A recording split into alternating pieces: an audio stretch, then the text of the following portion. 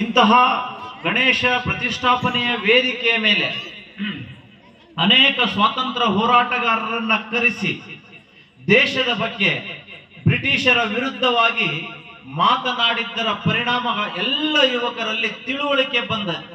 ಆ ತಿಳುವಳಿಕೆಯಿಂದಲೇ ಇಡೀ ದೇಶ ಒಗ್ಗೂಡಿ ಭಾರತ್ ಮಾತಾ ಕಿ ಜೈ, ಬ್ರಿಟಿಷರೇ ಭಾರತ ಬಿಟ್ಟು ತೊಲಗಿ ಅಂತ ಹೇಳಿ ಘೋಷಣೆ ಹಾಕಿ ಆ ಕೆಂಪು ಮೋತಿಯ ಬ್ರಿಟಿಷರನ್ನ ಭಾರತದಿಂದ ಒದ್ದು ಓಡಿಸ್ಲಿಕ್ಕೆ ಬಹಳ ದೊಡ್ಡ ಅಸ್ತ್ರ ಅದು ಗಣೇಶ ಉತ್ಸವ ಅಂತ ನಾವೆಲ್ಲರೂ ಹೆಮ್ಮೆಯಿಂದ ಹೇಳಬೇಕಾಗತ್ತೆ. ಈಗಿನ ಕಾಲದಲ್ಲಿಯೂ ಕೂಡ ಭಾರತಕ್ಕೆ 1947ಕ್ಕಿಂತ ಮುಂಚೆ ಹೇಗೆ ವೈರಿಗಳಿದ್ರೋ ಈಗಲೂ ಕೂಡ ಭಾರತಕ್ಕೆ ಅದೇ ಮಾದರಿಯಲ್ಲಿ ಸಾಕಷ್ಟು ವೈರಿಗಳನ್ನ ನಾವು ನೋಡ್ತೇವೆ.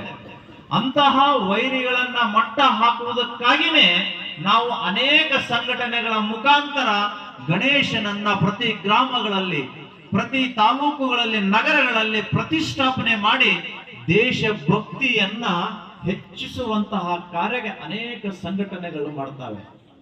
ನೀವು ಅನ್ಬಹುದು 1947ಗಿಂತ ಮುಂಚೆ ಈ ಭಾರತಕ್ಕೆ ಶತ್ರುಗಳಂದ್ರೆ ಬ್ರಿಟಿಷರು ಅಂತ ಎಲ್ಲರ ಗಮನದಲ್ಲಿತ್ತು. ಆದ್ರೆ ಈಗ ಯಾರಿದ್ದಾರೆ ನಮಗೆ ಶತ್ರು ಅಂತ ನೀವೆಲ್ಲ ಪ್ರಶ್ನೆ ಮಾಡಬಹುದು.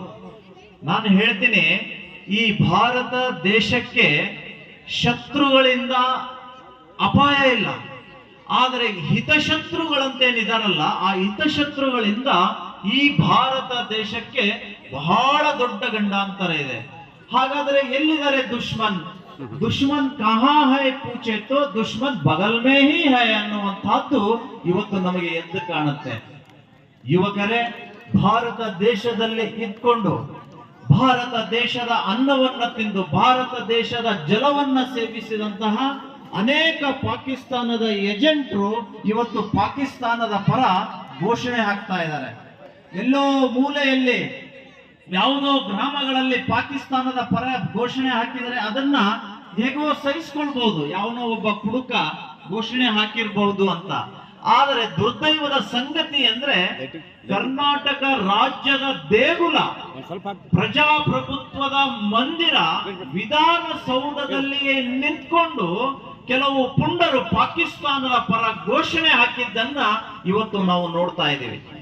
ಅನೇಕ ಮೀಡಿಯಾಗಳಲ್ಲಿ, ಪತ್ರಿಕೆಗಳಲ್ಲಿ ಪಾಕಿಸ್ತಾನದ ಪರ ಘೋಷಣೆ ಹಾಕಿದ್ರು, ಟಿವಿಯಲ್ಲಿಯೂ ಬಂತು.